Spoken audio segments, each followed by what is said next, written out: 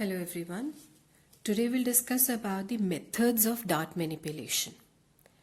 There are two methods of shifting the darts from one position to another or of dart manipulation. They are pivot method and slash and spread method. Pivot method is a method in which without cutting a pattern or a block, we shift the dart from one position to another by just pivoting the pattern from the apex position. And slash and spread method is one in which a few steps are involved. The pattern is slashed, the old dart is closed, and the new dart intake or the new dart is created by closing the old dart. So firstly, I'll show you how we can shift the dart from one position to another with the help of pivot method. Pivot. It's P-I-V-O-T. Pivot.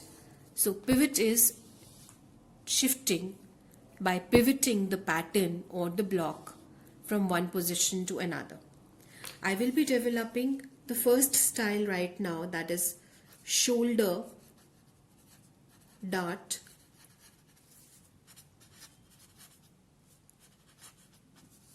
to waist.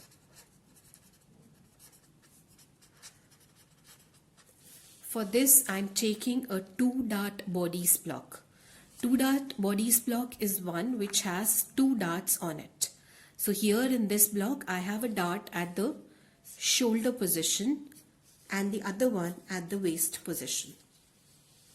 So I'm taking this block right now to shift this shoulder dart intake to the waist position. Now you would say that there is already dart intake at the waist position. So how will I shift this to this new position? I will show you the technique how it is done. So for shifting the dart from one position to the other, we need to start tracing the dart. So let us label this point as A. This is the position that stays the same in both the designs or patterns that I am creating, that is for shoulder as well as for the waist dart. So I need to trace the portion that remains the same. So from here I am going to trace till the dart leg of the waist dart, and I am labeling this as B right now. Now in pivotal technique, you need to put a pointed edge of a pencil or a pen on the bust point, and then you are supposed to pivot. So I need to close this dart. For that, I will have to move like this, and I need to make sure that this dart leg touches point B. So here you can see I am pivoting my pattern and I am closing the dart. When I do this, now I need to trace the rest of the pattern.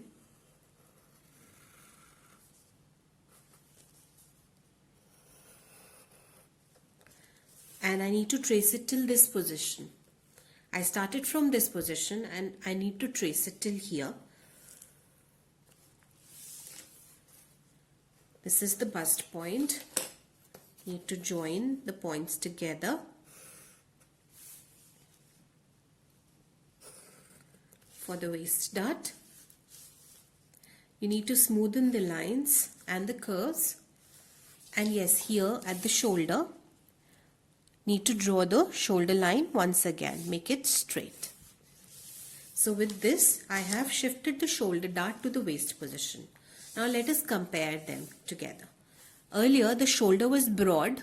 Here you can see it is looking broad because I had a dart here in between.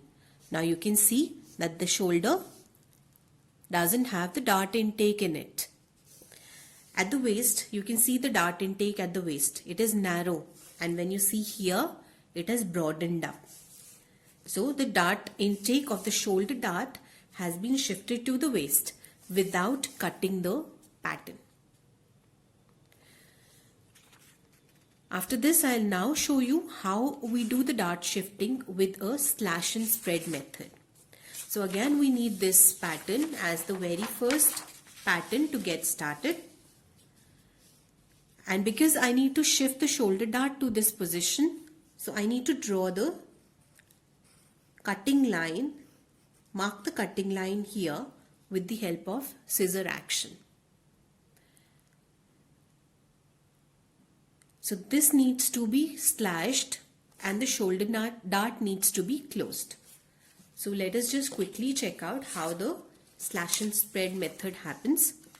So in the next step, we will be slashing the dart intake of the waist dart. We are going to remove it. You are going to cut this till the bust point. Put it aside and close the shoulder dart. After removing the dart intake, now we need to close the shoulder dart.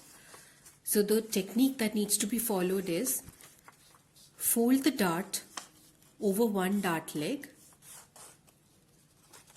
and then keep your finger at the bust point and close the dart by overlapping this one dart leg onto the other.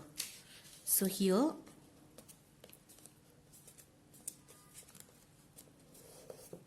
it is. I've closed the shoulder dart. Now you can put a masking tape on this or an awl pin can be placed on this dart so that it doesn't open.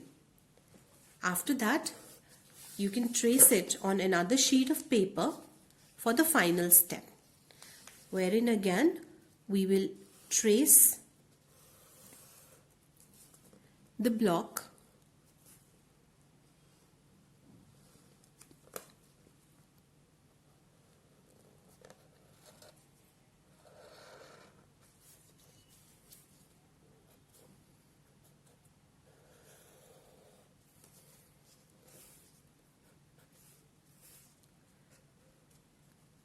mark the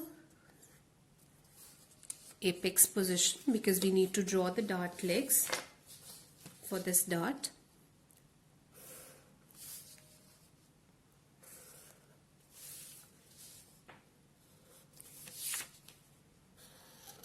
And the dart has now shifted to the waist position. So the difference is very clear, I think, that in pivotal technique you don't need to cut your pattern. Instead, you need to pivot it to close the dart, to close the old dart, so that the dart intake of the old dart gets shifted to the new position. And in slash and spread method, we need to slash the slash line, close the old dart that needs to be shifted to a new position. And that is how we get the dart intake of the old dart shifted to another position. Thank you.